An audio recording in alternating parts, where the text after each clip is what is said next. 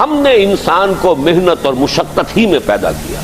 محنت، مشقت، تکلیف یہ ہر انسان کا مقدر ہے، کرنی ہی ہے.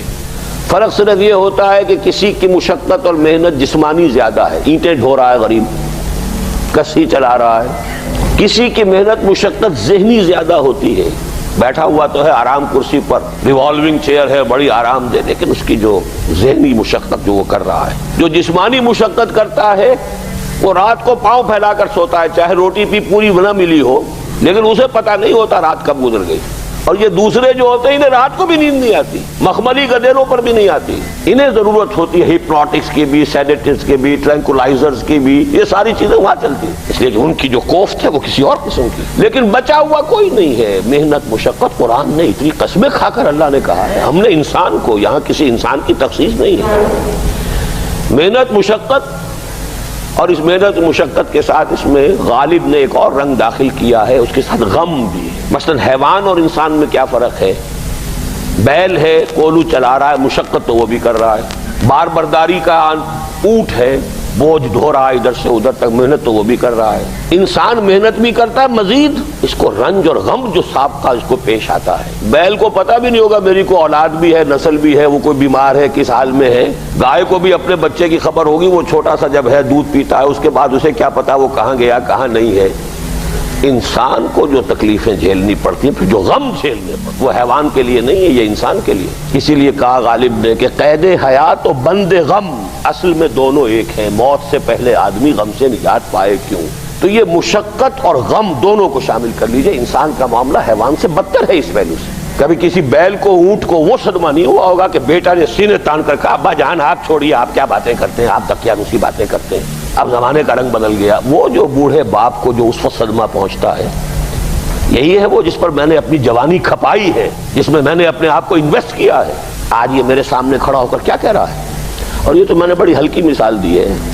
گالیاں دینے والے بھی ہیں، ماں باپ کو قتل کرنے والے بھی ہیں. مرتا نہیں ہے بڈھا کہ یہ مرے تو مجھے یہ ساری جائیداد ملے اور مجھے آزادی حاصل ہو. اے انسان، تجھے مشقت پر مشقت جھیلتے ہوئے، محنت پر محنت کرتے ہوئے ہی آگے بڑھنا ہے، اور پھر اپنے رب کے حضور میں پیش ہونا ہے. یہ اور مصیبت ہے. کسی اونٹ اور کسی بیل سے محاسبہ نہیں ہے وہاں. اس روز کہے گا کافر کاش میں مٹی ہوتا، انسان بنا ہی نہ ہوتا میں، جسے آج ہم بہت بڑا شرف سمجھ رہے ہیں، شرف انسانیت. کاش کہ میں مٹی ہوں، یہ انسان کی حیثیت مجھے دی ہی نہ جاتی کہ میں آج یہاں کھڑا ہوں جواب دے کے. حضور نے فرمایا کل نفس یغدو فبائع نفسہ فموتقها وموبقها. ہر انسان جب صبح آنکھ کھلتی ہے، رات کے سونے تک وہ اپنے آپ کو بیچتا ہے. کوئی جسمانی مشقت اپنی بیچ رہا ہے، شام کو 100 روپے لے کر آیا ہے، اس نے اپنی جسمانی محنت بیچی ہے نا. کسی نے اپنی ذہنی محنت، ذہنی صلاحیت بیچی ہے، چاہے وہ ڈاکٹر ہے، چاہے انجینئر ہے، کوئی اور ہے، وہ اپنی ذہنی صلاحیت بیچ رہا ہے بیٹھا ہوا اپنے کلینک میں، اپنے آفس میں. بائع نفسہ، اپنے آپ کو بیچتا ہے. یہ بیچنا تو ہر ایک کا ہے، ہر شخص بیچ رہا ہے اپنے آپ کو. کوئی بدبخت وہ ہے جو یہ ساری مشقت جھیل کر بھی رات کو جہنم لے کر آیا ہے گھر. مشقت بھی جھیلی اور لے کر بھی آیا آگ کے انگارے، اس لیے کہ حرام کاروبار کیا. کوئی وہ ہے جو اس مشقت کے بعد اپنے نفس کو جہنم کی آگ سے چھٹکارا دے کر آتا ہے. بیچا، جائز جگہ بیچا، جائز طریقے سے بیچا. بیچا اس نے بھی، محنت اس نے بھی کی، مشقت اس نے بھی کی، لیکن اس نے اپنی مشقت کے نتیجے میں اپنے آپ کو برباد کر لیا. تو جب آزمائش میں کوئی پڑے گا تو پتہ چلے گا نا کہ کھرا ہے یا کھوٹا ہے. آزمائش میں نہیں آیا، امتحان میں نہیں آیا، کوئی تکلیف آئی نہیں، تو وہ کھرے اور کھوٹے گڑبڑ رہیں گے، ملے جلے رہیں گے. دودھ کا دودھ اور پانی کا پانی جدا نہیں ہوگا. کیا لوگوں نے یہ سمجھا تھا کہ وہ چھوٹ جائیں گے صرف یہ کہنے پر کہ ہم ایمان لے آئے اور انہیں آزمایا نہ جائے گا؟ ہم نے تو آزمایا ہے ان سب کو جو ان سے پہلے آئے. تو یہ تو یوں سمجھیے کہ اس راستے کا ایک مستقل معاملہ ہے. جو آئے سوچ سمجھ کر آئے کہ یہ شہادت گاہ الفت میں قدم رکھنا ہے. لوگ آسان سمجھتے ہیں مسلمان ہونا. جس نے کہا آمنت باللہ، ہم نے آزما لیا. سچ مچ کا یہ ہم پر ایمان کا دعوے دار ہے یا جھوٹ موٹ کا دعویٰ کر رہا ہے؟ یہ سچ مچ کا عاشق ہے یا جھوٹ موٹ کا عاشق ہے؟ ظاہر بات ہے کہ امتحان نہ ہو، آزمائش نہ ہو تو کیسے ان کے مابین تمیز ہوگی؟ کہہ تو دیا سب نے آمنت باللہ. اب ذرا تھوڑی دیر کے لیے ہم بھی اپنے گریبانوں میں جھانکے. ہم بھی کہتے ہیں نا اللہ کا ہمارا ایمان ہے اللہ پر، آخرت پر، رسول پر، رسول کا عشق کا بھی دعویٰ ہے، اور جب نعتیں ہم سنتے ہیں تو بڑے جھومتے ہیں، لیکن یہ کہ واقعتاً آدمی جھانکے اپنے قلب کی گہرائیوں میں کہ یہ ہم کتنے کچھ سچے ہیں اپنے اس دعویٰ ایمان۔ جہاں کوئی معاملہ آیا، اگر ہم اس دین کے اس حکم پر عمل کرتے ہیں تو اتنا نقصان ہوتا ہے، اس حکم کو پیچھے ڈال دیں تو اتنا نفع ہوتا ہے۔ سچ بتائیے کہ ہم میں سے اکثریت کا فیصلہ کس بات کی طرف جائے گا؟ دین کا حکم پس پشت، دنیاوی مفاد وہ مقدم۔ تو معلوم ہو گیا کہ ہمارا یہ دعویٰ جو ہے اللہ پر ایمان کا اور آخرت کے یقین کا جھوٹا دعویٰ ہے۔ کیوں اللہ کی طرف سے یہ چیزیں آتی ہیں؟ دیکھو، کوئی مصیبت تم پر نہیں آ سکتی، نہیں آتی مگر اللہ کے اذن سے۔ وَمَن يُؤْمِن بِاللَّهِ، اور جو شخص اللہ پر ایمان رکھتا ہو، یہدِ قلبہ، اللہ اس کے دل کو ہدایت دے دیتا ہے، اس کے دل کو سکون عطا کر دیتا ہے، وہ راضی برضائے رب ہو جاتا ہے، اس میں شکوہ نہیں رہتا، اس میں شکایت نہیں ہوتی، اس میں تلخی نہیں ہوتی، کیوں ہو گیا، کیسے ہو گیا، کیوں ہو گیا، نہیں ہونا چاہیے، نہیں دیتے۔ یہ سارا جو پیچ آدمی کھاتا رہتا ہے نا، اندر ہی اندر وہ جو پیچ کھا رہا ہے، یہ سب پیچ سے نجات نہیں گئی۔ پہلی بات یہ کہ یہ اللہ کی طرف سے آزمائش کے طور پر آتی ہے۔ آزمائش، میرا بندہ اس پر صبر کرتا ہے یا نہیں، یا میرے خلاف بکواس کرنے پر آمادہ ہو جاتا ہے۔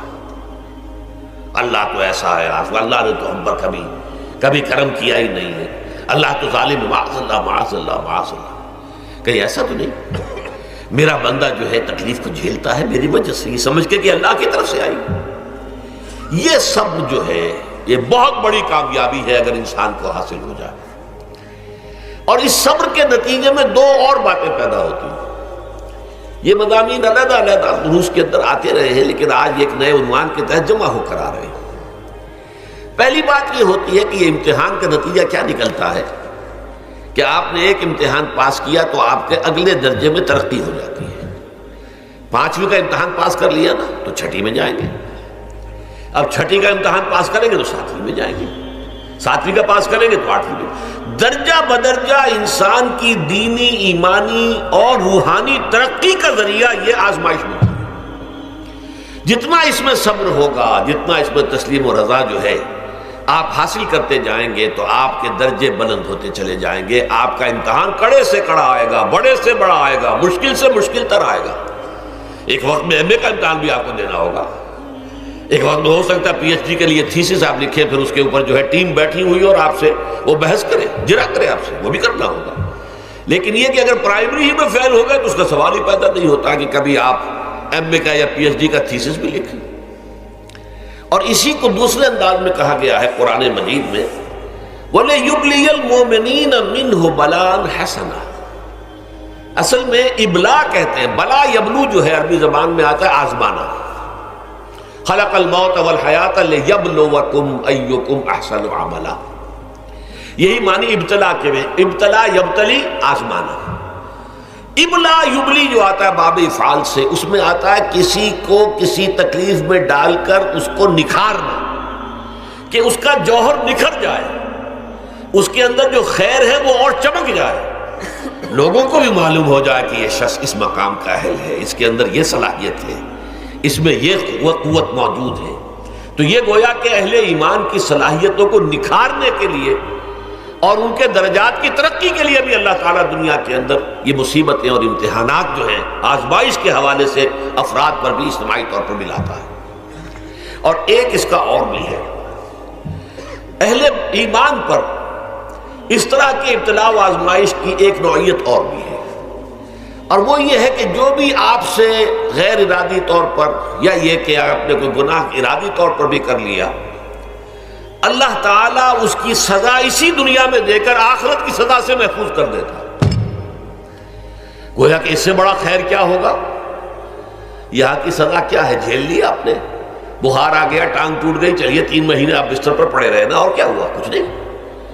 لیکن یہ کہ آخرت کی سزا ملتی ہے بہت عظیم ہوتی ہے، لہذا کفارہ بناتا ہے اللہ تعالیٰ گناہ، ان جو بھی گناہ ہو گئے ہیں، غلطیاں ہو گئی ہیں، ان کا کفارہ اللہ تعالیٰ بندہ مومن کے لیے، حضور کی ایک حدیث ہے، اس کا متن مجھے اس وقت یاد نہیں ہے، کہ مومن کا معاملہ عجیب ہے، اسے کوئی تکلیف پہنچتی ہے صبر کرتا ہے، وہ اس کے گناہوں کا کفارہ بن جاتا ہے، اور اگر کوئی خوبی ملتی ہے تو اللہ تعالیٰ کا شکر ادا کرتا ہے، اس کے درجات بلند ہو جاتے ہیں۔ تو یہ معاملہ جو ہے اللہ تعالیٰ کی طرف سے بندہ مومن کے حق میں خیر، کہ در حقیقت اس کے ان گناہوں کی پاداش کہ جو اس نے یہاں کر لیے ہیں یہی دنیا میں دے کر دھو دیا جائے، پاک کر دیا جائے۔ جیسے آپ کو معلوم ہے دھوبی جو ہے کپڑے کو بھٹی میں چڑھاتا ہے، گرم پانی میں ڈالتا ہے کہ ڈالتا ہے تاکہ اس کا میل نکلے، اس کے آگے پٹکتا بھی ہے ذرا اس کو تاکہ وہ میل اچھی طرح چھٹ جائے اس سے۔ اسی طرح اگر دنیا میں ہمارے میل چھٹ جائیں، دنیا میں اگر ہمارے گناہ دھل جائیں تو یہ بڑے نفع کا سودا ہے، بڑے نفع کا سودا ہے، بڑے نفع کا سودا ہے۔ اس اعتبار سے آپ غور کیجئے کہ اگر یہ حقائق ہمارے سامنے رہے تو کیا کوئی تکلیف دنیا کی ہمیں بھاری محسوس ہوگی؟